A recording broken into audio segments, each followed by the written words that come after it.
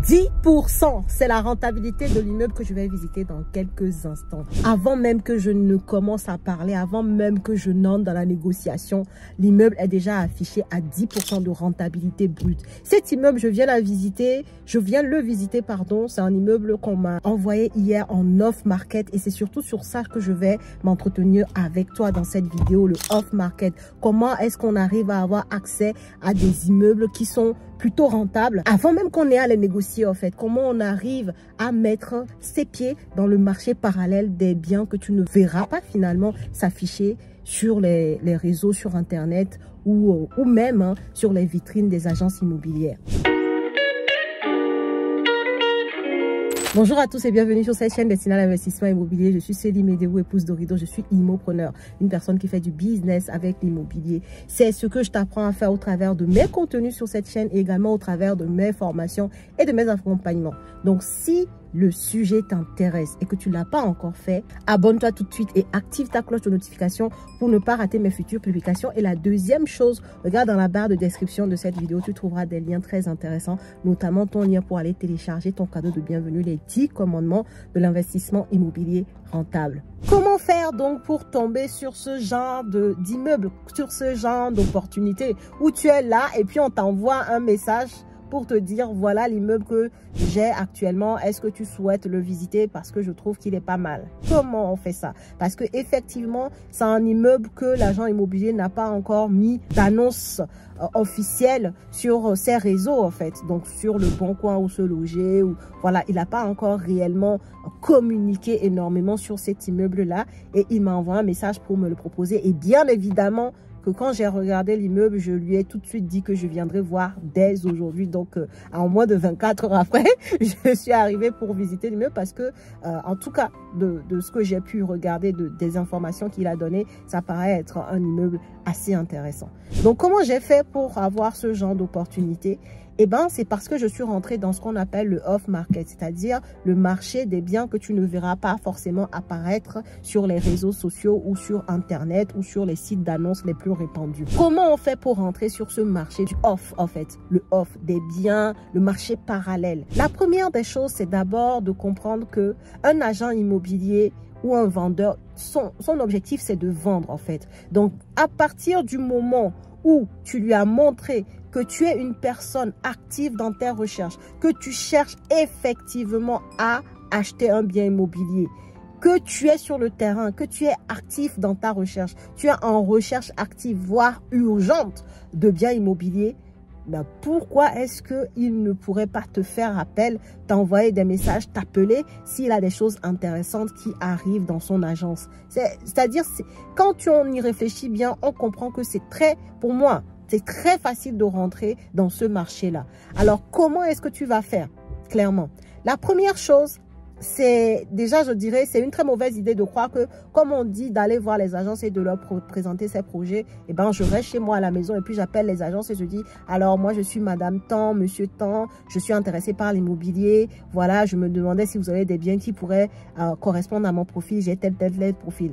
Quand tu es depuis chez toi et que tu appelles les agents immobiliers, ils t'oublient aussitôt que tu raccroches ton téléphone parce que effectivement ils ne t'ont pas vu sur le terrain. Rappelle-toi de ce que je disais tout à l'heure. Un agent immobilier qui te voit sur le terrain, qui voit que tu es en recherche active, cet agent immobilier là ne peut que t'envoyer des choses s'il a des biens intéressants parce que par définition il veut vendre et prendre sa commission puisqu'il vit de ça. D'accord? La plupart des agents immobiliers ne sont pas salariés, ils vivent de commission. Donc, ils veulent des personnes qui vont aller au bout de leurs achats, des investisseurs motivés, des investisseurs actifs. Donc, ce que moi, je te conseillerais, sors de chez toi. Commence à faire des visites. Les premières visites ne sont pas faciles. Les premières visites seront des visites tests. Peut-être que tu vas montrer que, voilà, par ta façon d'être, que tu es débutant. Et peut-être qu'effectivement, il y a des agents immobiliers, quand ils sentent que tu es très débutant, ils ne vont pas te considérer. C'est pas grave. Mais ça fait partie du parcours, en fait. Commence à sortir de chez toi. Commence à faire des visites de biens immobiliers. Et quand tu vas même, là, quand je dis faire des visites, c'est pas forcément des visites sur des biens qui cochent tous tes critères. Parce que très souvent même, c'est difficile de trouver un bien qui coche tous tes critères juste en y jetant un œil sur une annonce. C'est difficile. Donc, la chose à faire, et je t'assure qu'il n'y a pas d'autre secret, vraiment, c'est de commencer quand tu as un projet d'investissement immobilier, que tu t'es formé, ça je ne vais pas revenir dessus, que tu sais ce que tu cherches, donc tu sais le bien qui va correspondre à ton profil. Une fois que tu as fait cette phase-là, tu as l'information qui va avec, et ben tu commences à regarder des annonces immobilières, à prendre des rendez-vous pour aller visiter. Et c'est en visite que tu vas montrer à l'agent immobilier que tu es un investisseur motivé en fait, que tu es en recherche active. C'est pas depuis ton canapé à la maison en fait. Donc sors de chez toi une fois que tu as validé ce que tu veux faire, ce qui correspond à ton profil, le type de bien, la stratégie de façon globale pour être sûr d'être financé. Ben, l'étape qui va être déterminante pour la réussite de ton projet, de toute façon, ça va être le terrain en fait. Donc, commence à prendre des rendez-vous, commence à faire des visites. Et ce n'est qu'en allant visiter que petit à petit, tu vas te faire un certain carnet d'adresses avec des agents immobiliers. Le courant ne passe pas toujours bien avec tous les agents immobiliers. Ça serait faux de te dire que dès que tu commences à visiter, tous les agents immobiliers vont t'ouvrir les bras et que... Non, même moi, jusqu'à aujourd'hui, il y a des visites que je fais, je sais que cet agent immobilier là, je vais plus jamais le rappeler et vice-versa en fait. Voilà. Faut pas oublier que l'immobilier, c'est quand même beaucoup une question d'humain en fait. Il y a l'humain derrière. Donc, le courant ne va pas forcément passer avec tous les agents immobiliers. Mais on s'en fout. L'essentiel, c'est que quand tu vas faire les visites de façon répétée, que toi, tu prennes de l'assurance et qu'au fil du temps, tu fasses petit à petit ton carnet d'adresses. Donc, quand tu fais une visite immobilière avec un agent, le bien ne correspond pas à ton profil, bah, tu lui dis, écoutez, celui-là, il ne va pas vraiment être le bien sur lequel je vais me positionner. Ne pas hésiter à être franc. Ça aussi, c'est vraiment une pépite d'information pour toi. Les gens qui font oui, peut-être, je ne sais pas là. Vous n'intéressez pas les agents immobiliers qui veulent vendre. Donc, si tu lui dis oui, peut-être, je ne sais pas, et qu'après tu lui dis, bon, bah, si jamais vous avez d'autres biens, n'hésitez pas. Non, en fait, toi, tu es nexté. Toi, tu es rayé de la liste. Donc, si tu ne le savais pas, voilà la bombe que je te donne aujourd'hui. Sache que si tu es en mode, oui, je ne sais pas trop, peut-être, ah, bon, ok, si jamais, non. Quand tu visites un bien, c'est pour ça que je dis qu'il y a toujours une petite phase, une grande phase d'ailleurs de préparation où tu apprends, où tu connais le bien qui va avec ton profil, où tu sais le type de bien que tu peux acheter et que tu peux être finançable, où tu as peut-être même déjà une simulation d'emprunt, une simulation bancaire tout court. Bref, il y a des étapes en amont, il ne faut pas se jeter comme ça en fait. Tout ça va te permettre justement de rentrer dans le marché qu'on appelle le marché parallèle, dans le off-market. Je ne sais pas si tu comprends ce que je veux dire. C'est cette vidéo, elle est très importante parce que beaucoup se demandent, mais comment tu fais? Comment tu reçois des biens? Des fois, je vous mets des captures sur Instagram, par exemple. Comment est-ce que je reçois ces questions. Comment tu fais pour recevoir des annonces et tout ça? Bah, c'est parce que moi-même, j'investis et mes clients investissent, mes apprenants investissent. Donc, forcément, quand j'arrive devant un agent immobilier, ma façon de faire, ma façon de me comporter, les questions que je lui pose, la manière dont je suis franche, le bien, il m'intéresse. Oh, il ne m'intéresse pas. Il ne coche pas vraiment les cases. Je ne pense pas que je vais me positionner. On n'est pas là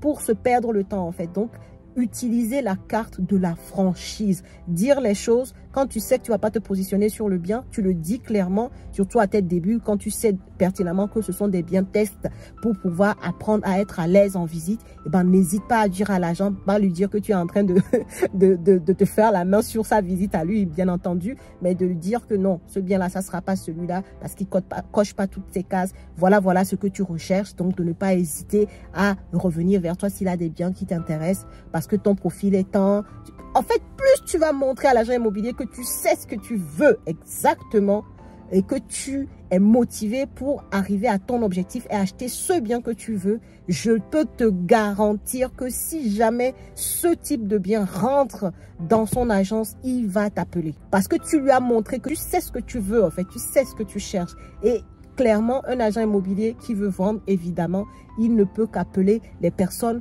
qui savent ce qu'elles veulent, en fait, précisément.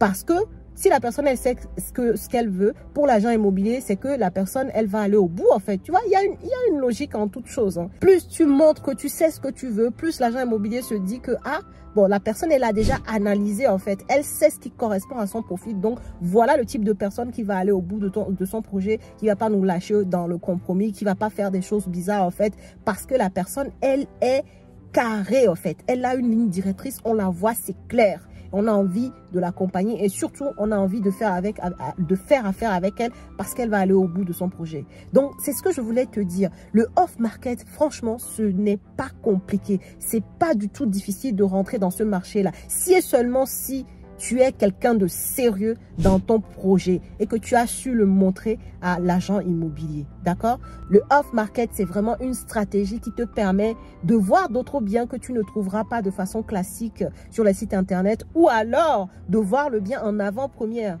en fait. Parce que ce qui se passe, c'est que le off-market, tu n'es pas le seul que l'agent immobilier va appeler, hein. Mais si tu es parmi les premiers, eh ben, si c'est acheté dans le off-market, l'annonce n'apparaîtra pas. Et parfois, ce n'est pas acheté. Et à ce moment-là, ils mettent les annonces sur les sites internet. Et toi, tu le vois qu'après coup. Tu vois ce que je veux dire? Donc, c'est vraiment une stratégie pour acheter des biens en avant-première, des biens des fois qui sont très intéressants. Je ne dis pas que le off-market, à 100%, tout ce qu'on va te présenter est intéressant. C'est pour ça que la connaissance est importante quand même pour savoir quand est-ce que c'est intéressant. Il y a des biens qu'on m'envoie, je ne me déplace pas pour visiter. Je dis tout de suite à l'agent que c'est pas assez intéressant pour moi.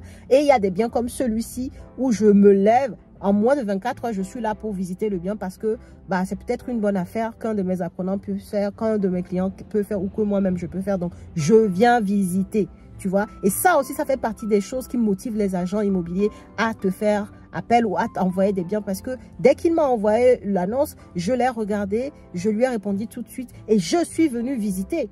Donc, tu vois, c'est tout un écosystème en fait. C'est une manière de fonctionner qui va te permettre de rentrer dans ce marché-là et d'y rester en fait. Ok? Donc voilà ce que je voulais t'expliquer. N'hésite pas à me dire en commentaire si toi aussi tu as l'habitude de recevoir des biens off-market ou c'est un marché qui t'intéresse. Dans tous les cas, si tu as un projet d'investissement immobilier, je t'invite à prendre rendez-vous avec nous pour qu'on puisse t'accompagner là-dessus. Tout ce que je suis en train de dire là, j'apprends ça en détail aux personnes que j'accompagne, aux personnes que je forme. Donc, si tu sens qu'il te manque des lacunes sur ces sujets ô combien importants pour investir dans des biens immobiliers rentables, surtout en ce moment où les taux sont élevés, ta seule issue de secours, c'est d'avoir des biens qui sont assez rentables pour que même avec les taux élevés, tu puisses avoir une rentabilité correcte et surtout un cash flow à la clé. Donc, voilà ce que je voulais te dire. Je te souhaite une bonne journée. À très bientôt dans une autre vidéo.